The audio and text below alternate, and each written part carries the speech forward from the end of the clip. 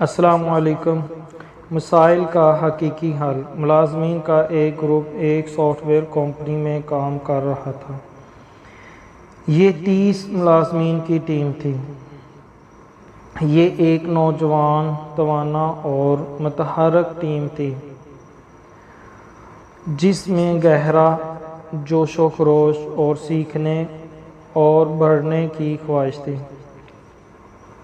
انتظامیہ نے ملازمین کو مسائل کا حقیقی حل تلاش کرنے کی تعلیم دینے کا فیصلہ کیا۔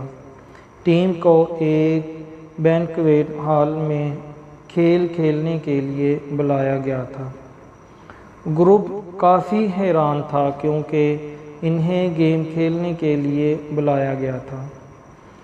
سب مختلف سوچوں میں پڑے پنڈال پہنچے۔ ہال میں داخل ہوتے ہی دیکھا کہ ہال ہر طرف رنگ برنگے آرائشی کاغذات اور غباروں سے سجا ہوا ہے۔ یہ کارپوریٹ میٹنگ ہال سے زیادہ بچوں کے کھیل کے میدان کی طرح تھا۔ سب حیران ہو کر ایک دوسرے کی طرف دیکھنے لگے۔ اس کے علاوہ ہال کے بیچ میں غباروں کا ایک بہت بڑا ڈبہ رکھا ہوا تھا۔ ٹیم لیڈر نے سب کو ڈبے سے غبارہ لینے کو کہا اور اسے اڑانے کو کہا۔ ہر ایک نے خوشی سے غبارہ اٹھایا اور اڑا دیا۔ پھر ٹیم لیڈر نے ان سے کہا کہ وہ اپنے غبارے پر اپنے نام لکھیں، احتیاط سے، تاکہ غبارے اڑ نہ جائیں۔ سب نے غباروں پر اپنا نام لکھوانے کی کوشش کی لیکن ہر کوئی کامیاب نہیں ہوا۔ دباؤ کی وجہ سے چند غبارے اڑ گئے اور انہیں دوسرا غبارہ استعمال کرنے کا موقع دیا گیا، جو دوسرے موقع کے بعد بھی اپنے نام کرنے میں ناکام رہے۔ وہ کھیل سے باہر ہو گئے۔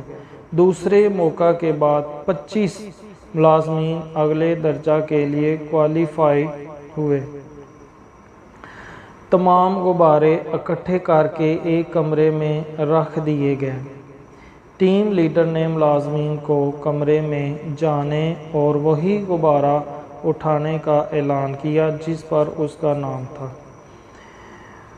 اس کے علاوہ اس نے ان سے کہا کہ کوئی غبارہ نہیں اڑانا چاہیے اور انہیں خبردار کیا کہ بہت محتاط رہیں۔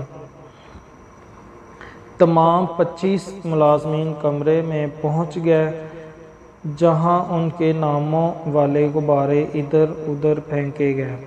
وہ متعلقہ غباروں کو تلاش کر رہے تھے جن پر ان کے نام تھے۔ جب وہ متعلقہ غبارے تلاش کرنے کے لیے جلدی میں تھے، انہوں نے غبارے نہ پھٹنے کی کوشش کی۔ تقریباً 15 منٹ ہو چکے تھے اور کوئی بھی اس غبارے کو تلاش نہیں کر سکا جس پر اس کا اپنا نام تھا۔ ٹیم کو بتایا گیا کہ کھیل کا دوسرا لیول ختم ہو چکا ہے، اب یہ تیسرا اور آخری درجہ ہے۔ انہوں نے ملازمین سے کہا کہ وہ کمرے میں موجود کوئی بھی غبارہ اٹھا کر غبارے پر لکھے ہوئے شخص کو دیں۔ چند منٹوں میں تمام غبارے متعلقہ ملازم کے ہاتھ میں آ گئے اور سب ہال میں پہنچ گئے۔ ٹیم لیڈر نے اعلان کیا، اسے مسائل کا حقیقی حل کہا جاتا ہے۔ ہر کوئی مثالی طریقوں کو سمجھے بغیر مسائل کے حل کی تلاش میں ہے۔ کئی بار دوسروں کو بانٹنا اور مدد کرنا آپ کو تمام مسائل کا حقیقی حل فراہم کرتا ہے۔ چیزوں کو آسان بنانے کے لیے ایک دوسرے کی مدد کریں۔ شکریہ۔